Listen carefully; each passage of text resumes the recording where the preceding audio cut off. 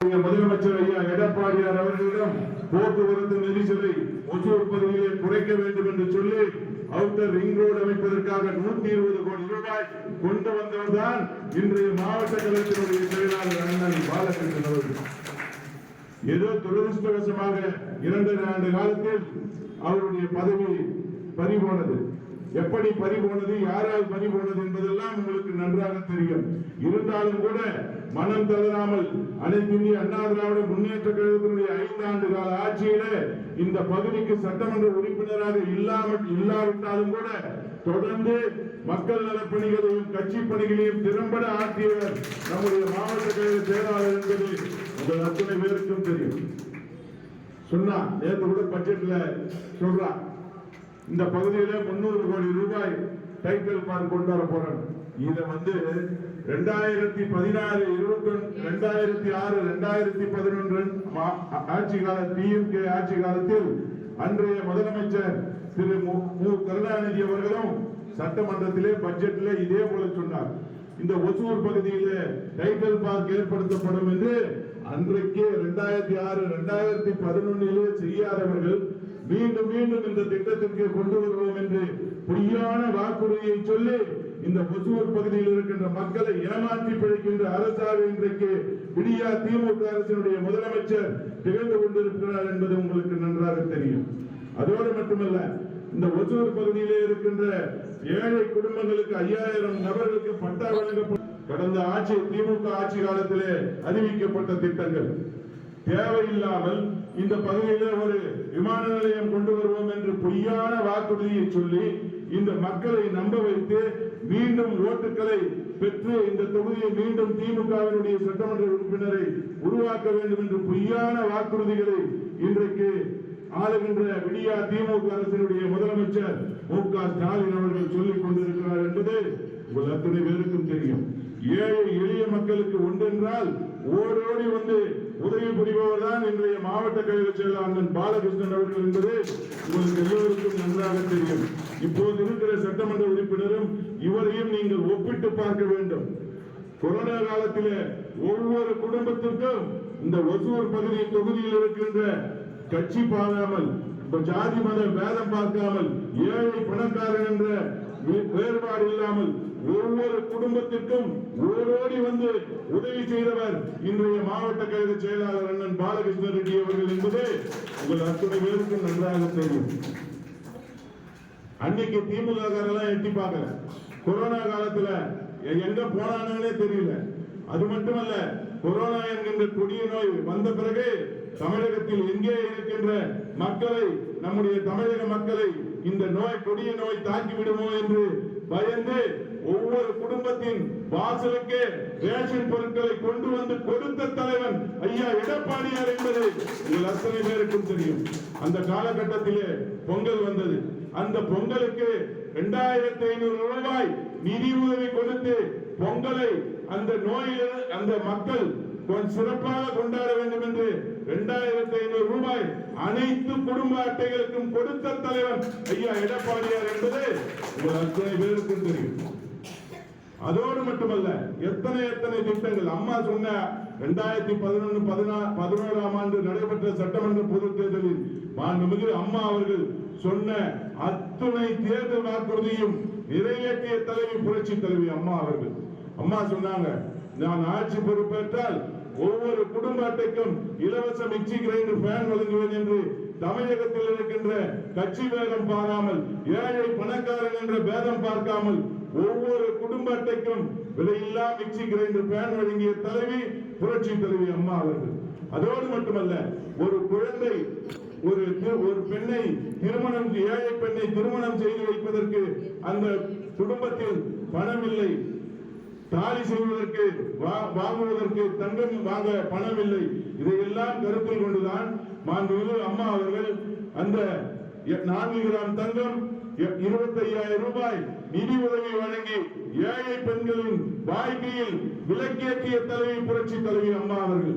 மீண்டும் 2016 சொன்னாங்க அம்மா தேர்தல் அறிக்கையிலே, நான் மீண்டும் ஆட்சி பொறுப்பேற்றால் 4 கிராம் தங்கத்தை 8 கிராமாக உயர்த்தி வழங்குவேன், 25,000 ரூபாய் உதவித்தொகையை 50,000 ரூபாயாக உயர்த்தி வழங்குவேன் என்று மாண்புமிகு அம்மா அவர்கள் சொன்னார்.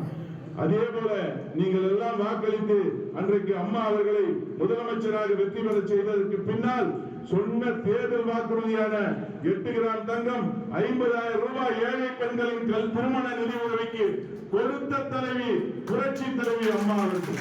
இன்றைக்கு அம்மா அவர்கள் இல்லை என்று சொன்னாலும் கூட அன்றைக்கு அம்மா அவர்கள் சொன்ன தேர்தல் வாக்குறுதியான மகளிருக்கு 50% விலையிலே இருசக்கர வாகனம் வழங்குவேன் என்று அம்மா சொன்னார். அம்மா நம்ம எல்லாம் விட்டு மறைந்த பிறகு அந்த திட்டத்தை தமிழகத்தில் இருக்கின்ற தாய்மார்களுக்கு அம்மா அவர்கள் சொன்ன வாக்குறுதியை நிறைவேற்றும் விதமாக அன்றைக்கு நம்முடைய முதலமைச்சர் ஐயா எடப்பாடியார் அவர்கள் மாண்புமிகு பாரத பிரதமர் நரேந்திர மோடி அவர்களை சென்னைக்கு அழைத்து வந்து அவர் கையாலே மாண்புமிகு அம்மா அவர்களின் அற்புத திட்டமான மகளிருக்கு 50% மானிய விலையிலே இருசக்கர வாகனம் வழங்கும் திட்டத்தை செயல்படுத்திய தலைவர் ஐயா எடப்பாடியார் என்பதை நீங்கள் சிந்தித்து பார்க்கல. அம்மா சொல்லிட்டு போயிட்டாங்க, அம்மா இல்ல யார் கேட்க போறாங்கன்னு விட்டுருக்கலாம். ஆனா அதையெல்லாம் கருத்தில் கொண்டது அதெல்லாம் இல்ல, அம்மா சொல்லிட்டு போயிட்டாங்க. தமிழகத்தில் இருக்கின்ற தாய்மார்கள் அம்மாவுக்கு கண் இமை காப்பது போல இந்த தாய்மார்கள் அம்மாவை காத்தார்கள். தன் வீட்டு பிள்ளையை போல அம்மா அவர்கள் இந்த மகளிரை பாதுகாத்தார்கள். அவருடைய இது மட்டுமல்ல, கர்ப்பிணி உதவித் தொகையை 15,000 ரூபாயிலிருந்து 18,000 ரூபாயாக உயர்த்தி வழங்குவேன் என்று மாண்புமிகு அம்மா அவர்கள் சொன்னார். வழங்கிய தலைவர் ஐயா எடப்பாடியார் என்பதை நீங்கள் சிந்தித்து பார்க்க வேண்டும்.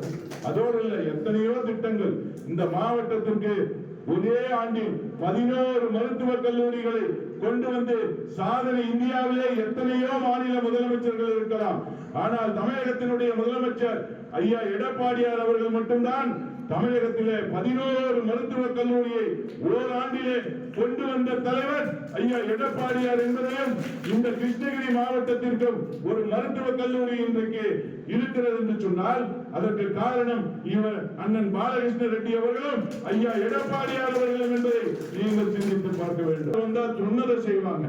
சொன்னா தேர்தல் நேரத்தில் 524 வாக்குறுதி கொடுத்தா ஸ்டாலின். இந்த தாய்மார்கள் என்னென்னலாம் சொன்னா, எப்படி பாம்புக்கு மகிழ்ச்சி ஊதி மயக்குவது போல இந்த தாய்மார்களுக்கு என்ன சொன்னால் நம்புவார்கள் என்று அதையெல்லாம் பொய்யான வாக்குறுதியாக சொல்லி வாக்குகளை பெற்று குறைந்த வாக்கு சதவீதத்தில் 1.25% தான், 1.25 லட்சம் ஓட்டு தான் நமக்கு அவனுக்கு வித்தியாசம். ஆட்சியை பிடித்து சொன்ன எந்த தேர்தல் வாக்குறுதியும் நிறைவேற்றவில்லை. 2.5 ஆண்டு காலமாக ஐயா அவர்கள் பொறுத்து பார்த்தார். இந்த மகளிருக்கு உரிமை தொகையை 1000 ரூபாய் எப்போது கொடுப்பார்கள் என்று, ஆனால் செய்யவில்லை. சட்டமன்றத்திலே பலமுறை நம்முடைய ஐயா எடப்பாடியார் கேள்வி எழுப்பினார், மக்களை திரட்டி போராட்டம் நடத்தினார். அதற்கு பிறகுதான் எங்கே இது மகளிர் மத்தியிலே ஆட்சிக்கு கெட்ட பெயர் வந்து விடுவோம் என்று சொல்லி 1000 ரூபாயை மகளிர் உரிமை தொகைக்கு கொடுத்தார். அம்மா சொன்னாங்க, குடும்பத்திற்கு குடும்ப அட்டை ஒன்றுக்கு இலவச மிக்சி கிரைண்டர் கொடுப்பாங்க. இவன் சொன்னா ஒரு குடும்பத்தில் இருக்கின்ற பெண்களுக்கு 1000 ரூபாய். இன்னைக்கு எத்தனை சதவீதம் பெண்கள் கொடுக்கப்பட்டு இருக்கிறது என்பதை நீங்கள் சிந்தித்து பார்க்க வேண்டும். அது மட்டும் இல்ல, எல்லா நல திட்டங்களையும் எல்லா மக்கள் நல திட்டங்களையும் இன்றைக்கு நிறுத்தப்பட்டிருக்கிறது.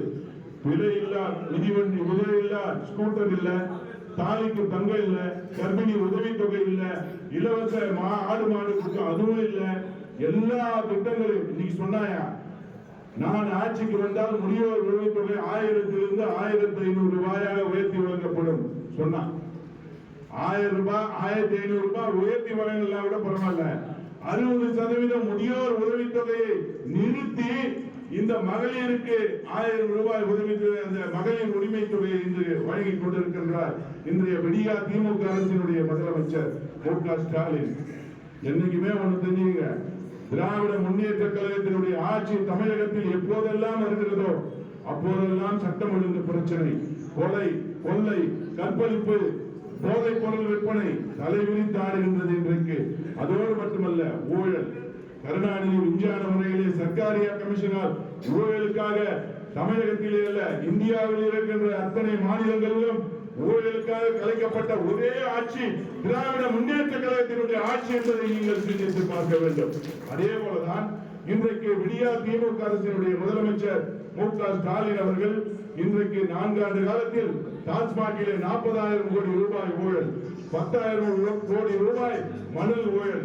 அது மட்டுமல்ல, ஏழை குடும்பங்களுக்கு கொடுக்கின்ற ரேஷன் பொருள் வாங்கியதிலே கிட்டத்தட்ட 992 கோடி ரூபாய் ஊழல். அதோடு மட்டுமல்ல, 908 கோடி ரூபாய் விமா ஊழல், 700 கோடி ரூபாய் கல்குவாரி ஏலமுட்டதிலே ஊழல், 397 கோடி ரூபாய் டிரான்ஸ்பார்மர், நம்முடைய மின்சார வாரியத்திற்கு கொள்முதல் செய்யப்பட்ட டிரான்ஸ்பார்மர் வாங்கியதிலே ஊழல். அது மட்டுமல்ல, நம் வீட்டிலிருந்து கழிவுநீர் செல்வதற்கும் வரி போட்ட ஒரே அரசு திமுக அரசு என்பதை நீங்கள் நினைவில் கொள்ள வேண்டும். அதோடு இல்ல, மாநகராட்சிகளில் ஒசூர் மாநகராட்சி போன்ற சென்னை மாநகராட்சி, இப்படி மாநகராட்சி பகுதிகளில் அந்த பொது கழிப்பிடங்களை சுத்தம் செய்வதற்கு இதுவரை 4 ஆண்டு காலத்தில் 364 கோடி ரூபாய் அனைத்து மாநகராட்சிகளிலும் ஊழல் நடைபெற்றிருக்கிறது என்று சொன்னால், இதையெல்லாம் தயவு செஞ்சு சிந்திச்சு பாருங்க. 4.25 ஆண்டு எடப்பாடியார் சட்டத்தின் ஆட்சியை நடத்தினார். எங்கேயாவது ஒரு ஊழல் இவங்களால கண்டுபிடிக்க முடிஞ்சதா? ஒரு ஊழல் சொல்லுங்க, ஏதாவது ஒரு ஊழல். ஆனால் 4 ஆண்டு காலத்தில் நாங்க சொல்லலப்பா, மத்திய அமலாக்கத்துறை சொல்லுது டாஸ்மாக்ல ஊழல். விரைவில் இந்த ஆட்சி கலைக்கப்படும். இந்த விடிய அரசினுடைய முதலமைச்சராக இருக்கின்ற மு.க. ஸ்டாலினும் இந்த மின்சாரத்துறை அமைச்சர் செந்தில் பாலாஜியும் கம்பி எண்ணுகின்ற காலம் விரைவில் வரும். அன்றைக்கு மீண்டும் இந்த தமிழக மக்கள் வாக்களித்து புரட்சி தலைவி அம்மா அவர்கள் சொன்னார். சட்டமன்றத்தில் அண்ணன் கூட இருக்கார். அம்மா சொன்னாங்க ஒரு வேத வாக்கு, என்ன நினைச்சாங்கன்னு தெரியல. அம்மா திடீர்னு எழுந்து எதிர்கட்சி தலைவர் மு.க. ஸ்டாலினை பார்த்து அம்மா சொன்னாங்க, நான் இருந்தாலும் இல்லை என்று சொன்னாலும் தமிழக மக்களுக்காக 100 ஆண்டு காலம் இந்த இயக்கமும் இந்த ஆட்சியும் தமிழகத்திலே வரும் என்று தமிழக மக்களை நம்பித்தான் அம்மா அவர்கள் சொன்னார். அதை நிறைவேற்றும் விதமாக தான் இன்றைக்கு ஐயா எடப்பாடியார் அவர்கள் செயல்பட்டுக் கொண்டிருக்கிறார் என்பது உங்கள் அத்தனை பேருக்கும் நன்றாக தெரியும். நம்முடைய பொன்மனச்செம்மல் புரட்சி தலைவர் எம்ஜிஆர் அவர்கள் மறைந்த பிறகு சொன்னார், அப்ப கருணாநிதி இந்த கட்சி அதிமுக இருக்காது, இதுக்கு மேல இந்த இயக்கத்தை நடத்துவதற்கு ஆள் இல்லை, இந்த இயக்கம் காணாமல் போகும் என்று ஸ்டாலினுடைய அப்பா மு கருணாநிதி அன்றைக்கு சொன்னார். ஆனால் புரட்சி தலைவர் எம்ஜிஆர் அவர்களின் மறைவுக்கு பிறகு இந்த இயக்கத்தை நடத்த நான் இருக்கிறேன், பெண் என்றும் பாராமல் மாண்புமிகு புரட்சி தலைவி அம்மா அவர்கள் அன்றைக்கு பிரிந்து கிடந்த இந்த இயக்கத்தை ஒன்றிணைத்து மீண்டும் இரட்டை இலை சின்னத்தை பெற்று தமிழகத்திலே 5 முறை புரட்சி தலைவர் எம்ஜிஆரினுடைய ஆட்சியை நிறுவிய தலைவி புரட்சி தலைவி அம்மா அவர்கள். அதே போலதான் மாண்புமிகு அம்மா அவர்களின் மறைவுக்கு பிறகு இந்த இயக்கம் பிளவுண்ட போது இந்த இயக்கத்தை காப்பாற்ற நான் இருக்கிறேன் என்று சேலம் மாவட்டத்திலே சிலுவம்பாளையம் என்கின்ற கிராமத்திலே கிளைக்கழக செயலாளராக தன்னுடைய வாழ்க்கையை தொடங்கி ஒன்றிய கழக செயலாளராக, எடப்பாடியினுடைய ஒன்றிய கழக செயலாளராக, மாவட்ட கழகத்தினுடைய துணை செயலாளராக, மாவட்ட கழகத்தினுடைய செயலாளராக, மாவட்ட அறங்காவலர் குழு தலைவராக, மாவட்ட செயலாளராக, அதற்கு பிறகு சட்டமன்ற உறுப்பினராக, நாடாளுமன்றத்தினுடைய உறுப்பினராக, பொதுப்பணித்துறை அமைச்சராக, இன்றைக்கு தமிழகத்தினுடைய 4.5 ஆண்டு காலம் சிறப்பான புரட்சி தலைவி அம்மா அவர்களின் ஆட்சியை நடத்த எடப்பாடியார் அவர்கள் இன்றைக்கு வாரிசு அரசியல் நம்மிடையே இல்லை. புரட்சி தலைவர் எம்ஜிஆர் அவர்களுக்கு அரசியல் வாரிசு இல்லை, புரட்சி தலைவி அம்மா அவர்களுக்கு அரசியல் வாரிசு இல்லை. நாளை இங்கே உட்கார்ந்து கொண்டிருக்கின்ற யாரோ ஒருவர் இந்த தொகுதியினுடைய சட்டமன்ற உறுப்பினர் ஆகலாம், இங்கே இருக்கின்ற யாரோ ஒருவர் நாளைக்கு கிருஷ்ணகிரி தொகுதியினுடைய பாராளுமன்ற உறுப்பினர் ஆகலாம், அமைச்சராகலாம், ஏன் தமிழகத்தினுடைய முதலமைச்சராக கூட நாளைக்கு இங்கே இருக்கின்ற யாராவது ஒருவர் வர முடியும் என்று சொன்னால் இதுதான் அனைத்து இந்திய அண்ணா திராவிட முன்னேற்ற கழகம் திமுக. அப்படியா நினைச்சு பாருங்க. கருணாநிதி மறைவுக்கு பிறகு மு.க. ஸ்டாலின் இருக்கும் போதே அவர் பையனுக்கு துணை முதலமைச்சர் பட்டம் சுட்டார் உதயநிதி ஸ்டாலின். நாளைக்கு 2026 மீண்டும் ஒரு மாயஜால வார்த்தைகளை சொல்லி ஆட்சியை பிடித்தால் உதயநிதி ஸ்டாலின் முதலமைச்சர், இன்பநிதி ஸ்டாலின் துணை முதலமைச்சர். குடும்ப அரசியல், வாரிசு அரசியல். இந்த வாரிசு அரசியலுக்கு என்ன மன்னர் பரம்பரையா? தயவு செஞ்சு தமிழக மக்கள் சிந்தித்து பார்க்க வேண்டும்.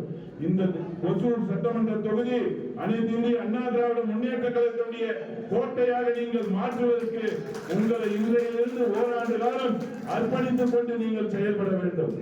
அம்மா அவர்கள் மீது உண்மையான அன்பை கொண்ட இந்த கட்சியினுடைய நிர்வாகிகளும் தாய்மார்களும் தங்கள் பகுதிகளில் இருக்கின்ற மக்களிடம் ஆட்சியினுடைய திட்டங்களை எல்லாம் எடுத்து சொல்லி, இன்றைக்கு திமுக ஆட்சியில நிறுத்தப்பட்டிருக்கின்ற திட்டங்களை எல்லாம் எடுத்து சொல்லி, இந்த ஆட்சியினுடைய அவல நிலைகளை மக்களிடம் எடுத்து சொல்லி, மீண்டும் அனைத்து இந்திய அண்ணா திராவிட முன்னேற்ற கழகத்தினுடைய ஆட்சி ஐயா எடப்பாடியார் அவர்கள் தலைமையிலே தமிழகத்தினுடைய முதலமைச்சராக ஐயா எடப்பாடியார் அவர்களை நீங்கள் தேர்ந்தெடுக்க வேண்டும் என்று உங்கள் பாதம் பணிந்து நான் இந்த நேரத்திலே கேட்டுக்கொள்கிறேன்.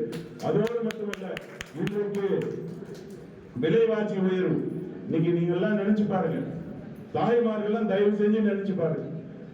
அன்றைக்கு நம்முடைய ஆட்சி காலத்திலே அரிசி என்ன விலை? இன்னைக்கு ஒரு கிலோவுக்கு 4 ஆண்டு காலத்தில் 30 ரூபாய் அரிசியினுடைய விலை உயர்த்தப்பட்டிருக்கின்றது. அதோடு மட்டுமல்ல, சமையலுக்கு பயன்படுகின்ற கடலை எண்ணெயை 170 ரூபாய் இன்றைக்கு 4 ஆண்டு காலத்திலே உயர்த்தப்பட்டிருக்கிறது. அதோடு மட்டுமல்லாமல் நல்லெண்ணெய் இன்றைக்கு 300 ரூபாய் 4 ஆண்டு காலத்திலே உயர்த்தப்பட்டிருக்கின்றது. தோரம் பருப்பு கிலோ ஒன்று 60 ரூபாய் உயர்த்தப்பட்டிருக்கின்றது. உளுத்தம் பருப்பு ஒன்று 4 ஆண்டு கால திமுக ஆட்சியிலே 60 ரூபாய் உயர்த்தப்பட்டிருக்கின்றது.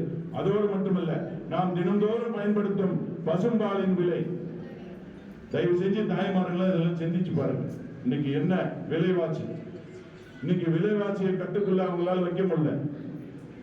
பாலின் விலையை கூட இந்த 4 ஆண்டு காலத்தில் 5 முறை 20 ரூபாய் உயர்த்தியவர்தான் இந்த விடியா திமுக அரசினுடைய முதலமைச்சர் என்பதை நீங்கள் நினைத்து பார்க்க வேண்டும்.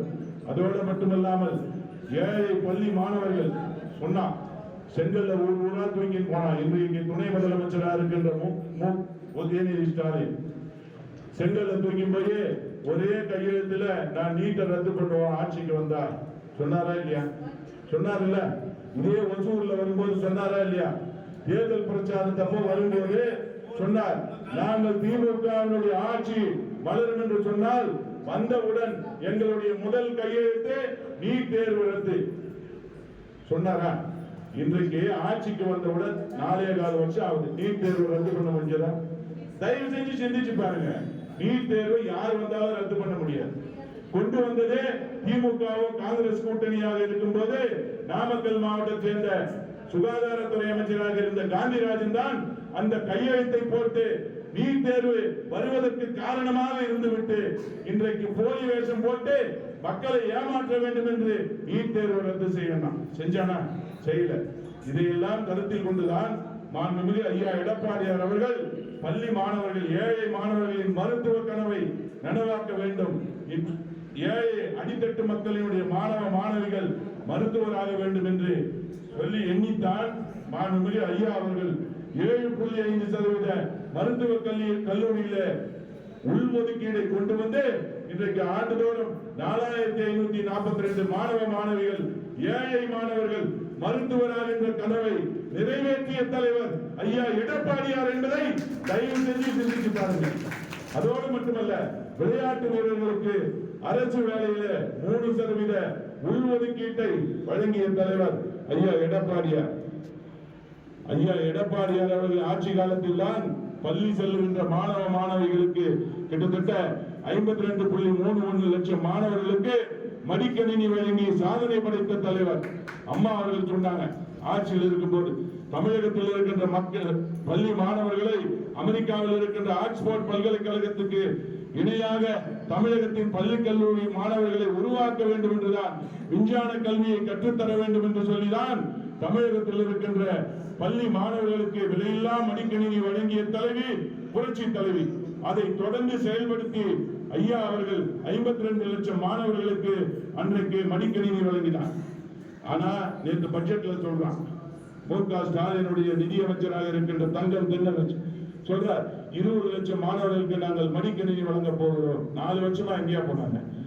இந்த பள்ளி மாணவர்களுக்கு 4 வருஷமா மடிக்கணினி கொடுத்தாங்களாங்க? யார் பசங்களாவது மடிக்கணினி வாங்கிட்டு வந்துச்சா? இல்ல.